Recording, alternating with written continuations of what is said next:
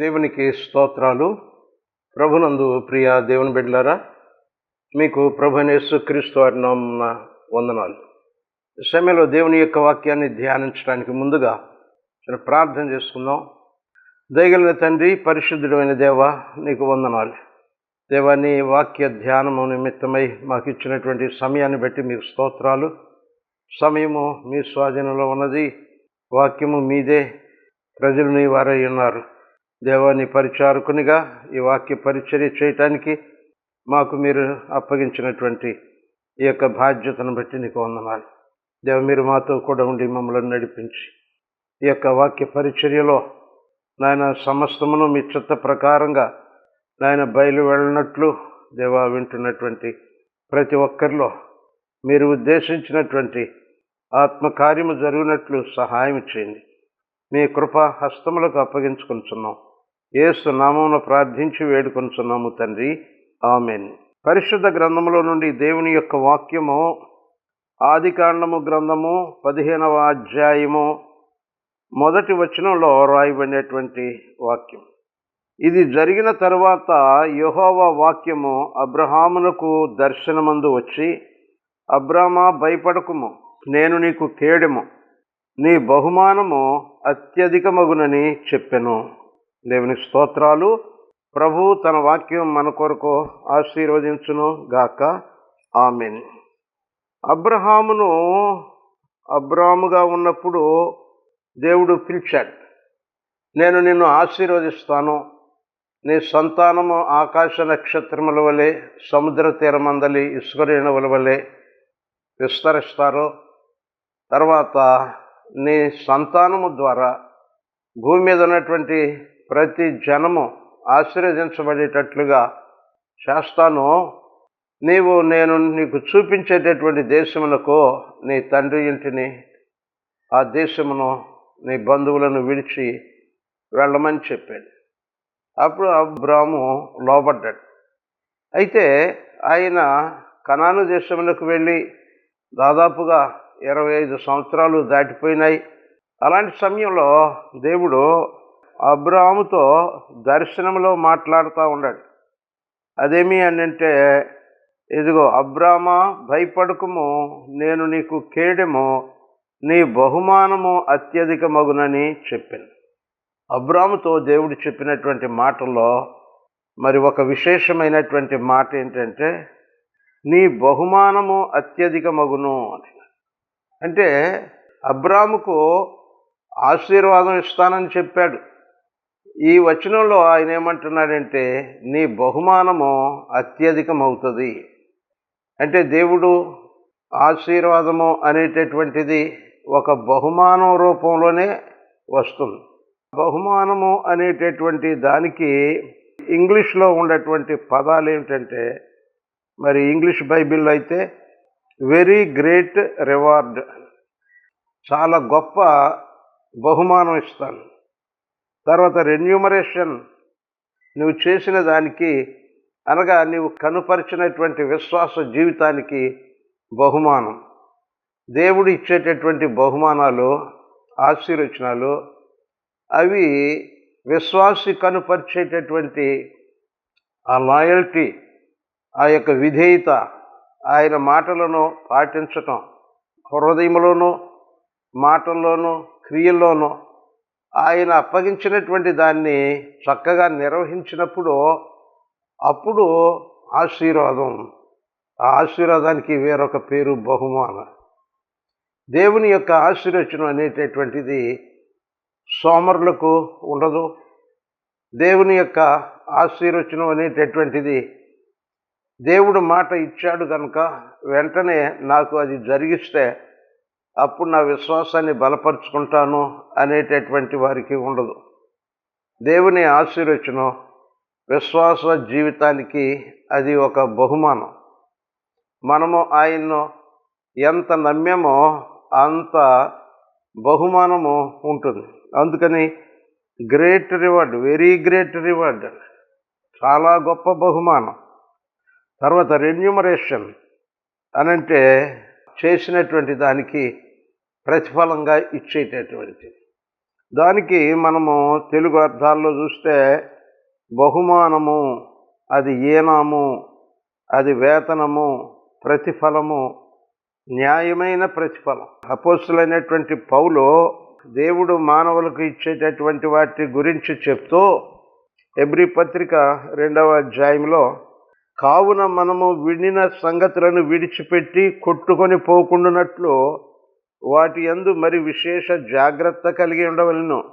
ఎందుకనగా దేవదూతల ద్వారా పలుకుబడిన వాక్యము స్థిరపరచబడినందున ప్రతి అతిక్రమమును అవిధేయతయు న్యాయమైన ప్రతిఫలము పొంది ఉండగా అని ఉన్నది.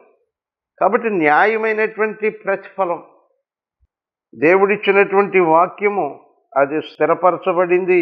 దానిని చక్కగా అనుసరించేటటువంటి వారికి ఒక మంచి ప్రతిఫలం, న్యాయమైనటువంటి. అలా కాకుండా ఉంటే ఎంత గొప్ప రక్షణను మనము నిర్లక్ష్యము చేసిన ఎడల ఎలాగూ తప్పించుకున్నాం. ఈ గొప్ప రక్షణ, దీనిని ఆయన మనకు ఉచితంగానే ఇచ్చాడు. కానీ ఆ రక్షణను భద్రం చేసుకోవటంలో, ఆ రక్షణను కాపాడుకోవటంలో మనము ఎంత మెళుకు కలిగి హృదయపూర్వకముగా దానిని నిర్వహిస్తూ ఉన్నామో దానిని బట్టి మనకు బహుమానం ఉంటుంది, ఆశీర్వచనం ఉంటాం. కనుక అబ్రాముతో దేవుడు మాట్లాడుతూ, అలాగా నీ యొక్క బహుమానము అత్యధికమగును. ఆశీర్వచనం పేరు దేవుడు బహుమానము అని పలికినట్టుగా చూస్తూ ఉంటాం. కీర్తనల గ్రంథంలో 7వ అధ్యాయం 8వ వచనంలో దావీదు దేవునికి ప్రార్థన చేస్తూ, యెహోవా జనములకు తీర్పు తీర్చువాడు, యెహోవా నా నీతిని బట్టియు నా యథార్థతను బట్టియు నా విషయంలో నాకు న్యాయము తీర్చుము. దేవుని దగ్గర, అయ్యా నాకు న్యాయం తీర్చు అని అంటే, న్యాయము అనేటటువంటిది నీ దగ్గర ఉందని ఏమిటి? దావీదు అంటున్నాడు, నా నీతిని బట్టియు నా యథార్థతను బట్టి నాకు న్యాయమైనటువంటి ప్రతిఫలం రావాలి. శత్రువులు తరుముతూ ఉన్నారు, నన్ను అన్యాయం చేస్తున్నారు. అయితే నేను అలాంటి అన్యాయానికి గురి అయ్యేటటువంటి వాడిని కాదు. ఎందుకంటే నేను నీతిని అనుసరించి యథార్థంగా ఉంటున్నాను. కాబట్టి నీవు నా ఎడల చర్యలు తీసుకునేటప్పుడు నాకు న్యాయము ఉండాలి. అంటే నేను తప్పు చేస్తే న్యాయంగా శిక్షించు, నేను నీతిగా యథార్థంగా ఉంటే దానిని బట్టి నాకు బహుమానం ఇవ్వు అని చెప్పి ఆయన నాకు నా నీతిని బట్టి, నా విశ్వాస్యతను బట్టి నీవు నాకు ప్రతిఫలము ఇమ్ము అని చెప్పి మరి ఆయన కోరుకుంటా ఉన్నాడనమాట.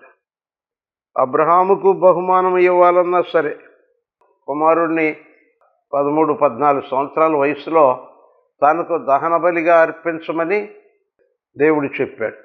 చెప్తే అతడు యథార్థంగా, ఒకవేళ నా కుమారుడు దహన బలి అయిపోయినప్పటికీ ఆ యొక్క బూడిదలో నుండి మళ్ళా నా కుమారుడిని తీసుకొని వచ్చి నాకు ఇవ్వగలిగినటువంటి సమర్థుడు. నన్ను పిలిచినటువంటి ఆయన నీతిమంతుడు. ఆయన మాట నమ్మాను, నన్ను నీతిమంతునిగా ఎంచాడు. ఆయన కుమారుని దహన బలి ఇమ్మన్నాడు. నా యొక్క విశ్వాస్యతను బట్టి, నా యథార్థతను బట్టి ఆయన చెప్పిన మాట ఏది నేను చేయకుండా ఉండను. అప్పుడు ఆయన నాకు చెప్పిన మాట చేయకుండా ఉండడు. ఇస్సాకు వలన జనాంగములను ఆశీర్వదిస్తానని నాతో చెప్పాడు కదా, ఆ మాట చేయకుండా ఉండడు. కాబట్టి నేను ఆయన ఎడల యథార్థవంతునిగా ఉండాలి. ఆయన ఎల్లప్పుడూ నా ఎడల యథార్థవంతుడిగా ఉంటాడు అని చెప్పి ఆయన కీర్తనలో 18వ కీర్తన 20వ వచనంలో, నా నీతిని బట్టి యెహోవా నాకు ప్రతిఫలమిచ్చెను, నా నిర్దోషత్వమును బట్టి నాకు ప్రతిఫలమిచ్చెను అని.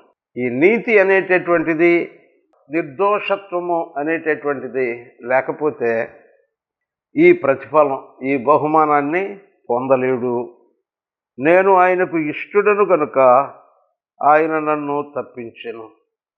కాబట్టి ప్రభునందు ప్రియ దేవుని బిడ్డలారా, ఒక నమ్మదగినటువంటి దేవుడు, మనం నమ్ముకుంటాం కాదు, ఆయన ఎవరు తన మాటను లోబడి దానిని అనుసరించి నీతిమంతులుగా తీర్చబడతారో, యథార్థవంతులుగా జీవిస్తారో వారి ఎడల ఆయన తన మాటలన్నిటినీ, తన వాగ్దానం అంతటినీ నెరవేర్చేటటువంటి దేవుడు. వారికి నియమింపబడినటువంటి వాగ్దానాలు తప్పకుండా ఆయన నెరవేరుస్తూ ఉంటాడు. అదే 19వ కీర్తనలో మనం చూసినట్లయితే 7వ వచనము, యెహోవా నియమించిన ధర్మశాస్త్రము యథార్థమైనది, అది ప్రాణమును తెప్పరిల్లజేయును. యెహోవా శాసనము నమ్మదగినది, అది బుద్ధిహీనులకు జ్ఞానము పుట్టించును. యెహోవా ఉపదేశములు నిర్దోషమైనవి, అవి హృదయమును సంతోషపరచును. యెహోవా ఏర్పరిచిన ధర్మము నిర్మలమైనది, అది కన్నులకు వెలుగిచ్చును. యెహోవా యందైన భయము పవిత్రమైనది, అది నిత్యము నిలుచును. యెహోవా న్యాయవిధులు సత్యమైనవి, అవి కేవలము న్యాయమైనవి. అవి బంగారు కంటెను, విస్తారమైన మేలిమి బంగారు కంటెను కోరదగినవి. తేనె కంటెను, జుంటి తేనెల ధారల కంటెను మధురమైనవి. వాటి వలన నీ సేవకుడు హెచ్చరిక నొందును, వాటిని గైకొనుట వలన గొప్ప లాభము కలుగును. దేవుడు ఒక వ్యక్తిని అతడు లాభం పొందేటట్టుగా ఉండాలి అని అంటే, ఇదిగో ధర్మశాస్త్రమును అనుసరించి యథార్థంగా నడుచుకోవాల. పవిత్రమైనటువంటి భయము, ధర్మశాస్త్రమును ఎంతో ప్రియమైనటువంటిదిగా భావించి వాటిని గైకొనేటటువంటి వారిని దేవుడు చూసినప్పుడు వారికి గొప్ప లాభం కలిగేటట్లు చేస్తాడు. దైవభక్తి, దాని గురించి ఏమి రాయబడి ఉంది? దైవభక్తి వాగ్దానముతో కూడినది.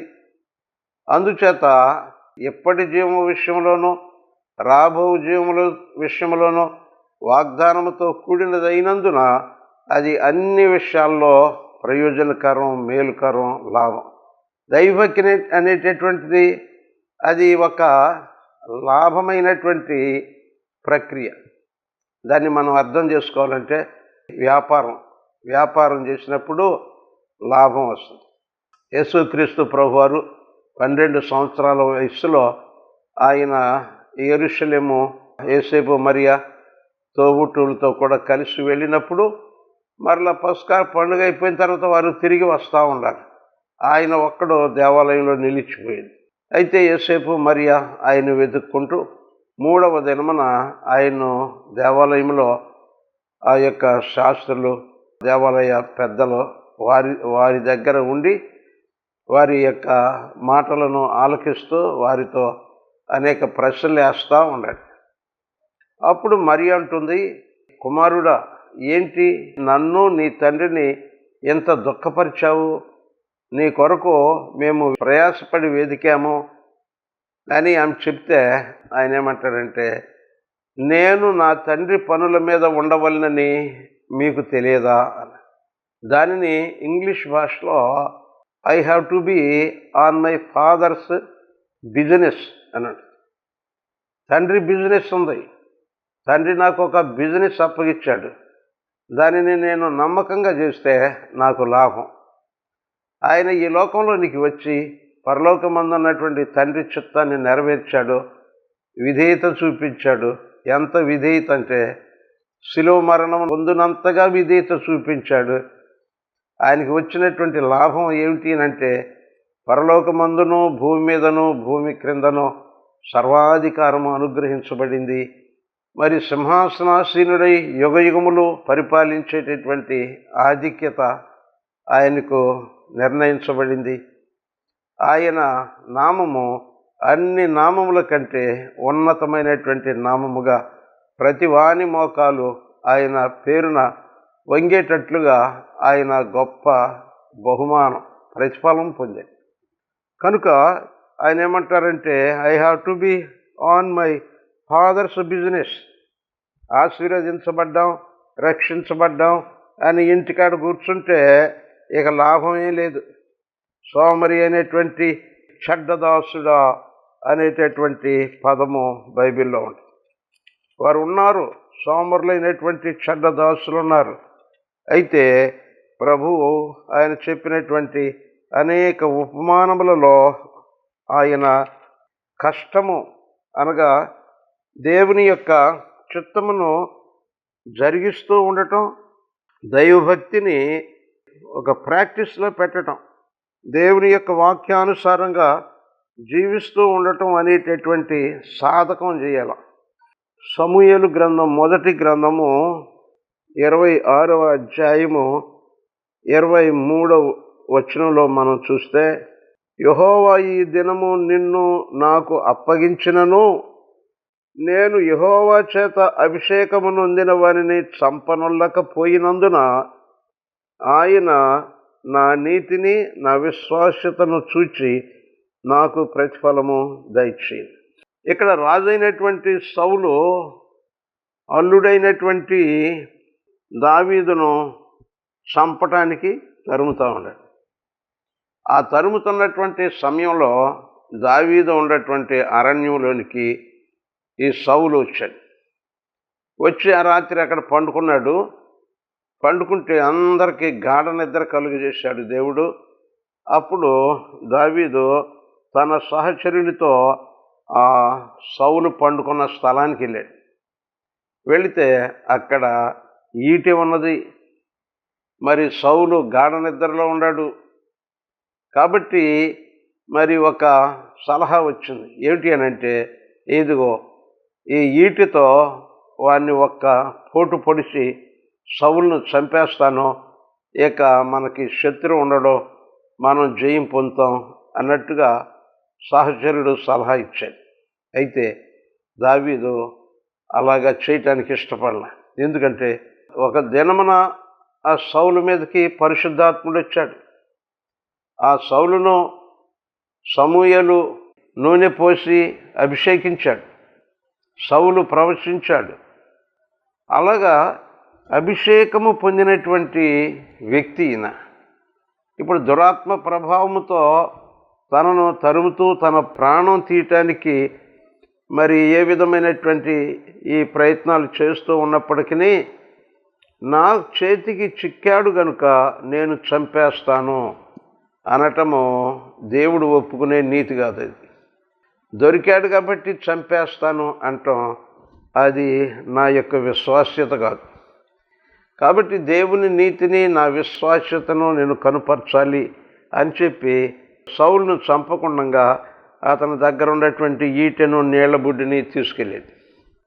తర్వాత నిద్రపోతున్నటువంటి సౌలును కేక వేసి లేపి, ఇదిగో నీ నీళ్ల బుడ్డి, నీ యొక్క ఈటె నా దగ్గర ఉంది. నేను నిన్ను చంపటానికి అనుకూలమైన పరిస్థితుల్లో నీ దగ్గరకు వచ్చాను, కానీ నేను చంపలా. ఎందుకు అనంటే యెహోవా చేత నీవు అభిషేకం పొందావు కాబట్టి యెహోవా చేత అభిషేకము పొందిన వాడిని నేను చంపకూడదు, అది నాకు నీతి. దేవుని ఎడల ఈ సౌలు ఎడల ద్రోహిలాగా ఉండకూడదు. సౌలు నాకు చేసినటువంటి కార్యములను బట్టి మరి నేను విశ్వాసగానే ఉండాలి. నా విశ్వాస్యత, నా నమ్మకత్వం దేవునికి కనపరచాలి, ఈయనకి కనపరచాలి. అయితే ఏమిటంట, దానివల్ల ఏంటి లాభం? నీ నీతిని నీ విశ్వాస్యతను నీవు కలిగి ఉండి శత్రువు చేతికి చిక్కినప్పుడు నీవు చంపకుండా ఉంటే ఏమిటి అని అంటే, యెహోవా నాకు ప్రతిఫలము దయచేయును. దేవుడిస్తాడు నాకు ప్రతిఫలం. ఒక వ్యక్తి నీతిగా విశ్వాస్యతతో యథార్థతతో జీవించినప్పుడు ఏ విధమైనటువంటి ప్రతిఫలము బహుమానము ఇవ్వనటువంటి ఆయన కాదు. కాబట్టి ప్రభునందు ప్రియ దేవుని బిడ్డలారా, ఎదుగో దేవుడు మనకు ఒక సంపూర్ణమైనటువంటి బహుమానమును సిద్ధపరుచుతున్నాడు, ఆయన పిలుస్తున్నాడు. అయితే అది మనము చూపేటటువంటి నీతి, మనము కలిగి ఉండేటటువంటి విశ్వాస్యత మీద ఆధారపడి ఉంటుంది. యెషయా గ్రంథము 49వ అధ్యాయము 4వ వచనంలో, అయినను వ్యర్థముగా నేను కష్టపడి తిని ఫలమేమియూ లేకుండా నా బలమును వృధాగా వ్యయపరిచియున్నాననుకుంటుని, నాకు న్యాయకర్త యెహోవాయే నా బహుమానము నా దేవుని యొద్దనే ఉన్నది. అనేకులు చింతిస్తారు, ఏమిటి అని అంటే, ఇదిగో నా కష్టం వ్యర్థమైపోయింది, తర్వాత నా బలము వృధా అయిపోయింది. అయితే ఎందుకు వ్యర్థమైపోయింది? కష్టపడ్డావు, నీ ఇంకా బలాన్ని ఎందుకు వ్యర్థం చేసుకున్నావు అని అంటే, నా యొక్క కాలమును నేను లోకస్తులు ఉపయోగించినట్టుగా ఉపయోగించాల, దేవుని మాట ప్రకారంగా జీవించాను. తర్వాత ఫలితమేమీ రాలేదు, తర్వాత నా బలము కూడా వృధా అయిపోయింది. మరి లోకస్తులందరూ బాగా బాగుపడిపోతున్నారు, అయితే నాకేమీ లాభం లేదు, నాకేమీ ప్రతిఫలం లేదు అని అనుకుంటుండగా ఈయనకు ఒక సత్యము తెలియబడుతుంది. నాకు న్యాయకర్త యెహోవాయే నా బహుమానము నా దేవుని యొద్దనే ఉంది. కనుక ఈ లోకంలో దేవుని వాక్యమును అనుసరించి ఆయన నీతిని, ఆయన యథార్థతను గైకొనేటట్లయితే వారు మరి ఏమాత్రం కూడా మరి తమ యొక్క దేవుని వాక్యానుసారమైనటువంటి జీవితమునకు ప్రతిఫలము పొందకపోరు. అపోస్తలుడైనటువంటి పౌలు ఈ సత్యమును అనుసరించి ఎరిగినటువంటి వాడై తన జీవితంలో ఎల్లప్పుడూ కూడా ప్రభువుకు ఎంత ప్రయాసపడితే దానికి అంత ప్రతిఫలము ఉంటుంది. రోమాపత్రిక 8వ అధ్యాయం 17వ వచనం, మనము పిల్లలమైతే వారసులము, అనగా దేవుని వారసులము, క్రీస్తుతో కూడా మహిమ పొందుటకు ఆయనతో శ్రమపడిన ఎడల క్రీస్తుతోడి వారసులు. మనము క్రీస్తుతో కూడా మహిమ పొందుటకు ఆయనతో శ్రమపడాలి. అప్పుడు క్రీస్తుతో కూడా శ్రమపడ్డాము, క్రీస్తుతో కూడా వారసులమయ్యాం. క్రీస్తు లేకుండా శ్రమపడినదంతా వ్యర్థమవుతుంది. క్రీస్తును కలిగి ఉండి శ్రమపడినటువంటిది అది ఒక బహుమానంగా, ఒక మహిమ పొందుటకు ఆధారంగా ఉంటాం. మరి అబ్రహాము జీవితంలో ఆయన జీవితానికి ఏమి తోడుగా ఉన్నది అని అంటే, దేవుని వాగ్దానం, దేవుని మాట తోడుగా ఉంది. కనుక దేవుని యొక్క వాక్యం నందు విశ్వాసం ఉంచి నీతిగాను యథార్థంగాను జీవించేటటువంటి ప్రతి విశ్వాసికి కూడా గొప్ప బహుమానం దేవుడు సిద్ధం చేస్తూ ఉన్నాడు. ఈ వాక్యంలో మనం చూస్తే క్రీస్తుతో కూడా మహిమ పొందుటకు ఆయనతో కూడా శ్రమపడిన ఎడల అని ఉంది. యేసుక్రీస్తు ప్రభువారు పరలోకానికి వెళుతూ శిష్యులతో ఒక మాట చెప్పాడు. ఏమంటే, ఇదిగో యుగ సమాప్తి వరకు సదాకాలం నేను మీతో కూడా ఉన్నాను అన్నాడు. అంటే యేసు మనతో ఉంటాడు. మనము పడేటటువంటి శ్రమలు క్రీస్తుతో కూడా పడేటటువంటి శ్రమలు. ఈ లోకమును స్నేహించి క్రీస్తు సహవాసమును విడిచి సులభంగా మేలు పొందుదాము అని అంటే, అయ్యో ఎంతో నష్టం. ఒక దైవజన్ని నేను ఎరుగుదును. అతడు వాళ్ళ యొక్క కుటుంబ వ్యవహారాల్లో కొంత మరి సమస్య వచ్చింది. అప్పుడు ఊరు వాళ్ళు చెప్పారు, పెద్దలు చెప్పారు, వాళ్ళ మాట వింటలేదు. ఆ ఊరు కుర్రాళ్ళు అందరూ పోగయ్యారు. అతడు ఆ యొక్క దైవజనుడు పాస్టర్ గారు వాళ్ళతో వాదిస్తున్నాడు. తాను చేసింది తప్పైనప్పటికీ తన ఇష్ట ప్రకారంగానే జరగాలి అని చెప్పాడు. అప్పుడు ఆ పాస్టర్ గారు అన్న మాట ఏంటంటే, 1 గంట సేపు ప్రభువుని ఎడంగా పెట్టి మిమ్మల్ని ఎరగొడతానన్న. ఎందుకంట, యేసుప్రభు నా దగ్గరుంటే మిమ్మల్ని ఎరగొట్టనీడు, కాబట్టి నా రోషం చూపిస్తా, 1 గంట సేపు ప్రభుని పక్కన పెట్టేస్తాను. ప్రక్కన పెట్టేస్తాను అనగానే బహుశా మరి ప్రభు వెళ్ళిపోయాడేమో. ఆ కుర్రాళ్ళు ఏం చేశారంటే ఆయన్ని పట్టుకుని, ఏంట్రా ప్రభువుని పక్కన పెడతావా, మా తడాక చూస్తావా అని చెప్పి ఆ 4-5 కుర్రాళ్ళు ఆయన పట్టుకుని మెడ వంచి బాగా కుట్టి నేల మీద పడేసి కాలుతో తన్నారు. జీవితంలో ప్రభువుని ఎడంగా పెట్టడం అని అంటే ఏమీ ప్రతిఫలం ఉండదు. ఇక ఆ శిక్ష అప్పటి వరకు ఆయన ఆపుతున్నటువంటి శిక్ష, అప్పటి వరకు ఆయన కాపాడుతున్నటువంటి కాపుదల పోగానే ఒక్కసారి గండి తీయగానే నీళ్ళు వచ్చి ఎలాగ ముంచేస్తాయో అలాగ ఆపదలో ముంచివేస్తూ ఉంటాయి. దేవుడు మనకు తోడుగా ఉన్నాడు, ఆయనతో కూడా శ్రమ పడాలి. అబ్రహాముకు తోడుగా ఉన్నాడు. అబ్రహామా, నువ్వు భయపడకో, నీ బహుమానం అత్యధికమవుతుంది అని చెప్పి క్రీస్తు కొరకు సాక్షిగా జీవించటంలో ఆయన సిద్ధపరిచినటువంటి బహుమానములు పొందాలి. మనము ఆయన ఇచ్చేటటువంటి బహుమానమునకు యోగ్యులమయ్యేటటువంటి రీతిగా ఆయన వాక్కును అనుసరించి ఆయనతో కూడా శ్రమపడాలి, పోరాడాలి. దేవునికి స్తోత్రాలు. ప్రభువు తన వాక్యం మన కొరకు ఆశీర్వదించును గాక. ఆమేన్. ప్రార్థన చేసుకుందాం. దయగల తండ్రి, పరిశుద్ధుడైన దేవా, నీకు వందనాలు, స్తోత్రాలు. అపోస్తులైనటువంటి పౌలు ఆయన పొందబోయేటటువంటి బహుమానమును అతడు ఎరిగినటువంటి వాడై ఎన్ని శ్రమలు వేదనలు కలిగినప్పటికీ నీవిచ్చేటటువంటి బహుమానమును పొందవలనని సమస్తమును నిర్లక్ష్యం చేసి గురి యొద్దకు పరిగెట్టి ఉన్నాడు.